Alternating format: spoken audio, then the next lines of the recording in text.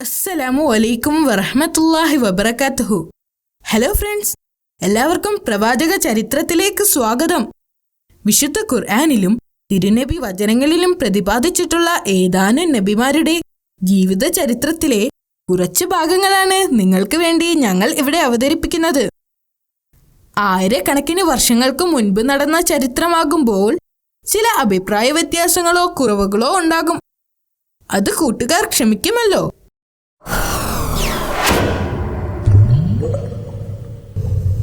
യമനും ഒമാനും ഇടയിലുള്ള മലനിരകൾക്കിടയിലുള്ള പ്രദേശത്ത് അവർ വർഷങ്ങളോളം താമസിച്ചിരുന്നു. അവർ ആദ് സമുദായം എന്നറിയപ്പെട്ടു. അവർ ശില്പനിർമ്മാണത്തിൽ വളരെ വിദഗ്ധരായിരുന്നു. വലിയ കെട്ടിടങ്ങൾ നിർമ്മിക്കുന്നതിൽ അവർ പ്രസിദ്ധരായിരുന്നു. അതുകൊണ്ട് തന്നെ അവർ വളരെ സമ്പന്നരായിരുന്നു. അവരുടെ കഴിവുകൾ പ്രകടിപ്പിക്കുന്നതിനായി അവർ മലമുകളിൽ വലിയ ഗോപുരങ്ങൾ നിർമ്മിച്ചു. ആദ്യകാലങ്ങളിൽ അവരെല്ലാം നല്ല മുസ്ലിങ്ങളായിരുന്നു. എന്നാൽ കാലം കഴിയുന്തോറും ശൈത്താൻ അവരെ വഴിതെറ്റിക്കാൻ തുടങ്ങി. അവർ കല്ലിൽ കൊത്തിയെടുത്ത് വിഗ്രഹങ്ങൾ ഉണ്ടാക്കാൻ തുടങ്ങി. പിന്നീട് ഇവർ ഈ വിഗ്രഹങ്ങളെ ആരാധിക്കുവാനും തുടങ്ങി. അവർ അള്ളാഹുവിന്റെ മുന്നറിയിപ്പുകളെ അവഗണിക്കുകയും തെറ്റായ വഴികളിലൂടെ കടന്നു പോവുകയും ചെയ്തു. ആദ് സമുദായത്തിന് വേണ്ട ഉപദേശങ്ങൾ നൽകുവാനും അവരെ നേർവഴിക്ക് നയിക്കുവാനും അള്ളാഹു അവരിൽ നിന്ന് തന്നെ ഒരു പ്രവാചകനെ തിരഞ്ഞെടുത്തു. അതായിരുന്നു ഹൂദ് നബി അലൈഹിസ്സലാം. അദ്ദേഹം വളരെ ക്ഷമയോടുകൂടി ഈ ദൗത്യം ഏറ്റെടുത്തു. അദ്ദേഹം അവിശ്വാസികൾക്ക് വിഗ്രഹാരാധനക്കെതിരെയുള്ള താക്കീത് നൽകി. എന്റെ ജനങ്ങളെ, എന്തിനാണ് നിങ്ങൾ ഈ കല്ലിനെ ആരാധിക്കുന്നത്? നിങ്ങൾ നിങ്ങളുടെ കൈകൊണ്ട് തന്നെ ഉണ്ടാക്കിയ വിഗ്രഹങ്ങളെ ആരാധിക്കുന്നത് കൊണ്ട് എന്തു ഗുണമാണുള്ളത്? അള്ളാഹു ആണ് നിങ്ങളെ സൃഷ്ടിച്ചത്. അവൻ നിങ്ങൾക്ക് എല്ലാം നൽകി. നിങ്ങൾ വ്യാജ ദൈവങ്ങളെ ആരാധിക്കുന്നത് നിർത്തണം. നിങ്ങൾ അള്ളാഹുവിൽ വിശ്വസിക്കണം. അള്ളാഹുവിനെ ധിക്കരിക്കരുത്. അവന്റെ കൽപ്പനകൾ അനുസരിക്കണം. പക്ഷേ ജനങ്ങൾ അദ്ദേഹത്തിന്റെ വാക്കുകൾ സ്വീകരിച്ചില്ല. അവർ ചോദിച്ചു, നീ ഞങ്ങളുടെ നേതാവാകാൻ ശ്രമിക്കുകയാണോ? ഞങ്ങൾക്ക് നിങ്ങളുടെ വാക്കുകൾ ശ്രദ്ധിക്കേണ്ട ആവശ്യമില്ല. ഇവിടെ നിന്ന് പോവുക. നീ ഞങ്ങളിൽ നിന്നും വല്ല പ്രതിഫലവും പ്രതീക്ഷിക്കുന്നുണ്ടോ? എനിക്കുള്ള പ്രതിഫലം അള്ളാഹു നൽകുന്നതാണ്. ഞാൻ നിങ്ങളിൽ നിന്നും തിരിച്ചൊന്നും പ്രതീക്ഷിക്കുന്നില്ല. അള്ളാഹുവിന്റെ സന്ദേശം നിങ്ങളെ അറിയിക്കാൻ വേണ്ടി മാത്രം വന്നതാണ്. അദ്ദേഹം വളരെ ശാന്തമായിക്കൊണ്ട് മറുപടി പറഞ്ഞു. അദ്ദേഹത്തിന്റെ വാക്കുകൾ അവർ ചെവിക്കൊണ്ടില്ല. നിങ്ങൾ കള്ളം പറയുന്നവനാണ്. ഒരു നുണയന്റെ വാക്കുകൾ ശ്രദ്ധിക്കേണ്ട ആവശ്യമില്ല. ഞാനൊരു കള്ളം പറയുന്നവനല്ല. അള്ളാഹുവിന്റെ സന്ദേശം അറിയിക്കാൻ തിരഞ്ഞെടുക്കപ്പെട്ടവനാണ് ഞാൻ. ഞാൻ പറയുന്നത് നിങ്ങൾ അനുസരിച്ചില്ലെങ്കിൽ അള്ളാഹു നിങ്ങളെ ശിക്ഷിക്കുമെന്ന് ഞാൻ ഭയപ്പെടുന്നു. എന്നാൽ അവർ പ്രവാചകന്റെ വാക്കുകളെ അവഗണിച്ചു.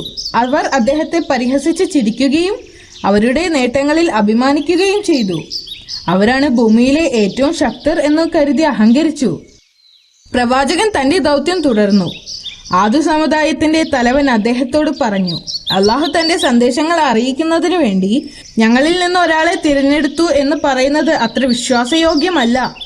അള്ളാഹു ജനങ്ങളെ നേരായ മാർഗത്തിലേക്ക് നയിക്കുവാൻ അയക്കപ്പെട്ട ദൂതനാണ് ഞാൻ. പ്രവാചകൻ പറഞ്ഞു, ആരാണ് ഞങ്ങളെ നശിപ്പിക്കാൻ പോകുന്നത്? അവർ പ്രവാചകനോട് ചോദിച്ചു.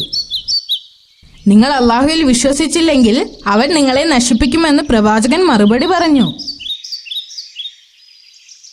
ഞങ്ങളുടെ ദൈവം ഞങ്ങളെ രക്ഷിക്കും. നിങ്ങളുടെ നാശത്തിന് കാരണം നിങ്ങളുടെ ദൈവം തന്നെയാണ്. ഹൂദ് നബി അലൈഹിസ്സലാം അവരോടും പറഞ്ഞു. പ്രവാചകനും ആദ് സമുദായവുമായുള്ള തർക്കം വർഷങ്ങളോളം തുടർന്നു. വർഷങ്ങൾ കടന്നുപോയി. ആദ് സമുദായം കൂടുതൽ ധിക്കാരികളായി മാറി. അവർ അദ്ദേഹത്തെ ഒരു വിഡ്ഢിയായും നുണയനായും പരിഹസിച്ചു. ഞാനൊരു വിഡ്ഢിയല്ല, നുണയനുമല്ല. അദ്ദേഹം അവരോട് പറഞ്ഞു, നീ ഒരു നുണയനല്ലെങ്കിൽ നീ പറയുന്നത് സത്യമാണെന്ന് തെളിയിക്ക്. എന്നിട്ട് നീ അള്ളാഹുവിനോട് പറഞ്ഞ് ഞങ്ങളെ ശിക്ഷിക്ക്. അവർ പറഞ്ഞു, ഞാനൊരു നുണയനല്ല, അള്ളാഹുവിന്റെ ദൂതനാണ്. അദ്ദേഹം അവരോട് പറഞ്ഞുകൊണ്ടേയിരുന്നു. എന്നിട്ടും അവരത് വിശ്വസിച്ചില്ല. പ്രവാചകൻ വീണ്ടും അവരോട് ചോദിച്ചു, നിങ്ങൾ പണിത ഭവനങ്ങൾ ശാശ്വതകാലം നിൽക്കുമെന്ന് നിങ്ങൾ കരുതുന്നുണ്ടോ? ഓർക്കുക, അത് നിങ്ങൾക്ക് അള്ളാഹു നൽകിയ അനുഗ്രഹമാണ്. നിങ്ങൾ അള്ളാഹുവിനെ അനുസരിച്ചില്ലെങ്കിൽ അവൻ നിങ്ങളുടെ സ്ഥാനത്ത് മറ്റൊരു ജനതയെ തിരഞ്ഞെടുക്കും. അള്ളാഹു എല്ലാം അറിയുന്നവനാണ്. അവരിൽ മുതിർന്നവർ അത് അവഗണിക്കുകയും അദ്ദേഹത്തെ വിഡ്ഢിയെന്നും നുണയനെന്നും വിളിച്ച് പരിഹസിക്കുകയും ചെയ്തു. താനൊരു വിഡ്ഢിയല്ലെന്ന് അവരെ ബോധ്യപ്പെടുത്താൻ അദ്ദേഹം ശ്രമിച്ചുകൊണ്ടേയിരുന്നു. ഞാനൊരു വിഡ്ഢിയല്ല, ലോകനാഥനായ അള്ളാഹുവിന്റെ ദൂതനാണ്.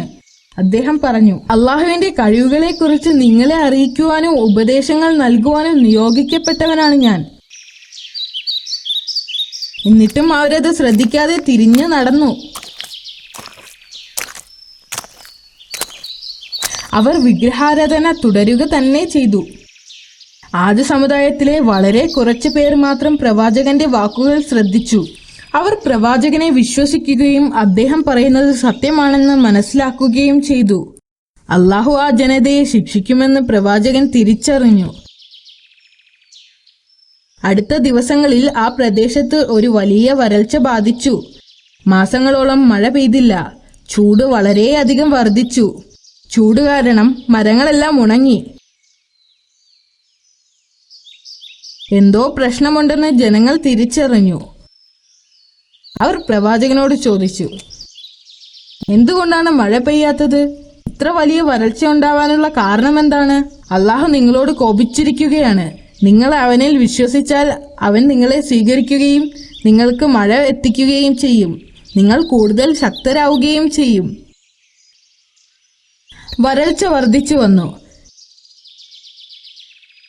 എവിടെയും ഒരു തുള്ളി വെള്ളമില്ല. ചെടികളും കന്നുകാലികളും നശിക്കാൻ തുടങ്ങി.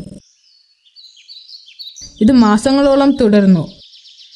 അപ്പോൾ സത്യനിഷേധികൾ വിഗ്രഹാരാധന തുടർന്നുകൊണ്ടേയിരുന്നു. ഈ വരൾച്ച നീണ്ട 3 വർഷത്തോളം തുടർന്നു.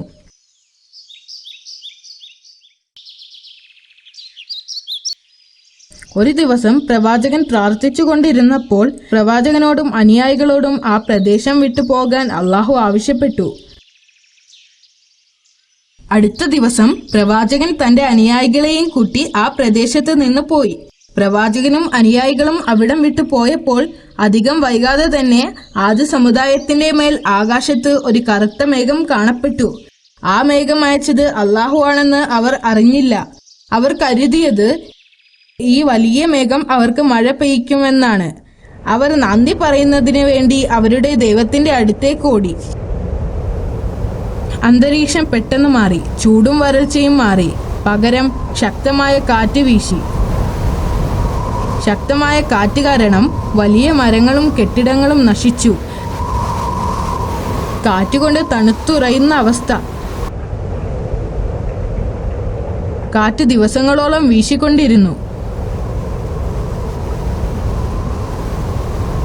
ഓരോ ദിവസവും കാറ്റിന് ശക്തി കൂടിക്കൂടി വന്നു. ഇപ്പോൾ മാത്രമാണ് ആദ്യ സമുദായത്തിന് ഇത് അള്ളാഹുവിന്റെ ശിക്ഷയാണെന്ന് തിരിച്ചറിഞ്ഞത്. അവർ രക്ഷപ്പെടുന്നതിനു വേണ്ടി അവരുടെ വീടുകളിലേക്ക് ഓടിപ്പോയി. വലിയ കെട്ടിടങ്ങൾ അവരെ രക്ഷിക്കുമെന്ന് കരുതി. അവർ അതിനിടയിൽ ഒളിച്ചിരുന്നു. എന്നാൽ കാറ്റ് വളരെ ശക്തമായിരുന്നതുകൊണ്ട് കെട്ടിടങ്ങൾ തകർന്നു വീണു. അതൊന്നും അവർക്ക് ഉപകാരമായില്ല. കെട്ടിടങ്ങളും ഭവനങ്ങളുമെല്ലാം തകർന്ന് അവരെല്ലാം കൊല്ലപ്പെട്ടു. കാറ്റ് 8 പകലും 7 രാത്രിയും ശക്തമായി വീശി. ആ പ്രദേശം മുഴുവനും നശിക്കുന്നതുവരെ കൊടുങ്കാറ്റ് വീശി. ആദ്യ സമുദായത്തിലെ സകല അവിശ്വാസികളും നശിക്കപ്പെട്ടു.